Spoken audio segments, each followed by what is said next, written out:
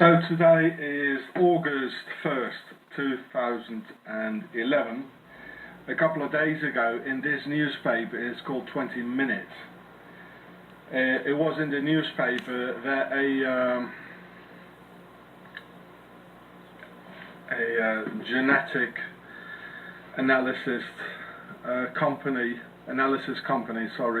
which is called iGenia in Zurich.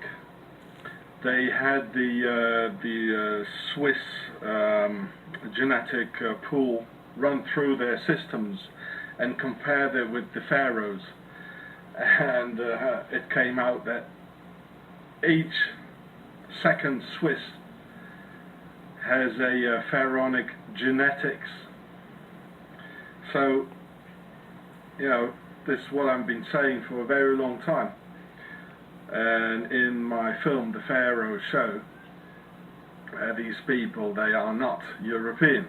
They might look like Europeans, but they certainly don't behave like Europeans.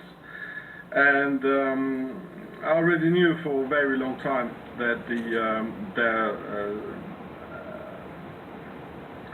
their skull form, the form of their skull, is very pharaonic. It's called dolichocephalic, and there's a very high concentration of this in all over Switzerland. And for the rest of Europe, Central Europe, there's a brachycephalic skull form, which is more round, and the Swiss definitely have the long shaped headed pharaonic skulls. They do. And in every war they were not there, not in the First World War, not in the Second World War, which they financed through the banking system, not in the 30-year war from 1618 to 1648, which was the worst of all European wars. Whole towns disappeared off the face of the earth. And these Swiss mercenaries, which are still, you know, what's left of them, you know,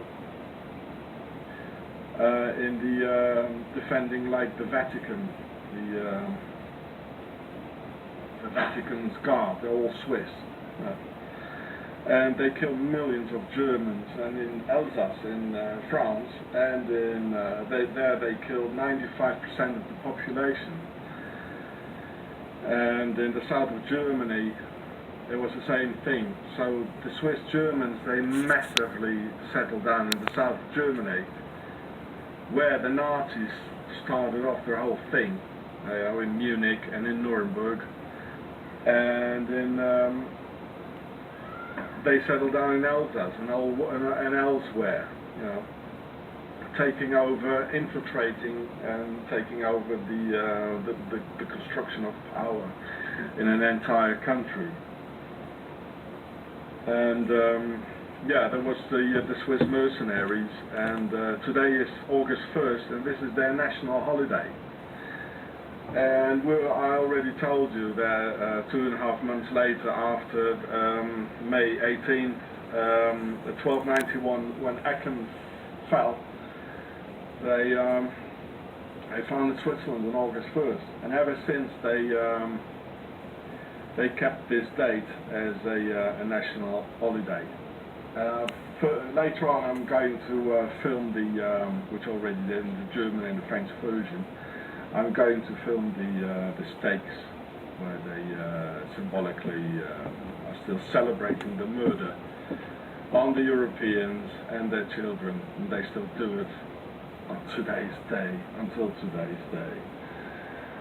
Of course, it was also these Swiss Templars that murdered the Jewish population in Europe in the Holocaust, and yeah, because they had too many bank accounts, you know, on these the Swiss banks, the Templar bankings, you know. Yeah. So, and of course the Swiss Templars and the Swiss mercenaries always had to come back, you know, when the harvest started, roughly the harvest started. and that was roughly around August 1st every year, and it lasted for about 2 months. And there weren't any tractors in these days or any mechanical equipment, so everybody had to help out, and everybody was a farmer in these days. So these Swiss mercenaries, they came back on horseback, and they stole a lot of horses in Germany and in France.